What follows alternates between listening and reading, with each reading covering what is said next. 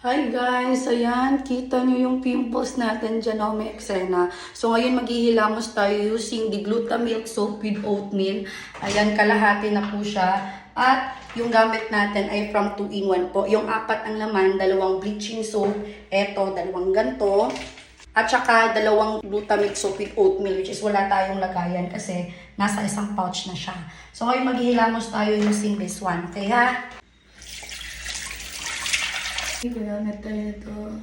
Ito lang talaga yung nakakapagpatanggal ng pimples ko, girls. Yan, papakita ko sa inyo yung hilamos.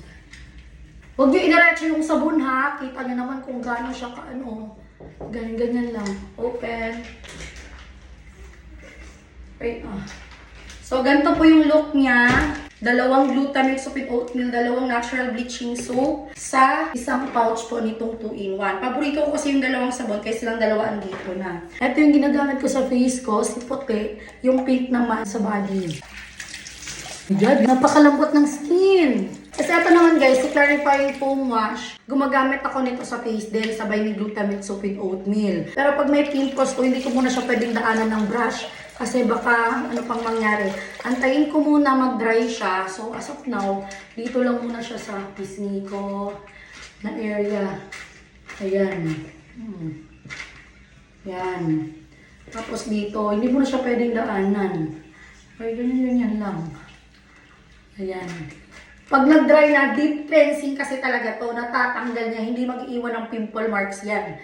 Kung lagi kayong nanonood ng live ko, nakikita nyo may mga times na pagpalapit ng period ko, ay talagang nagkakaroon ako ng pimples around the nose area. Kung ang ginagawa ko, naghihilamos kagad ako ng buta, yan lang yung panglaban ko.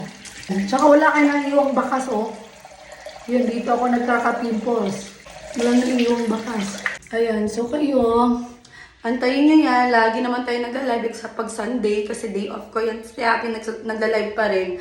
Abangan nyo ito guys, kung paano natin to pawawalain ha. Using the Glutamilk soap with oatmeal. Ayan, paputukin siya kapag active pa. And kapag nag-dry na, etong Clarifying Foam Wash.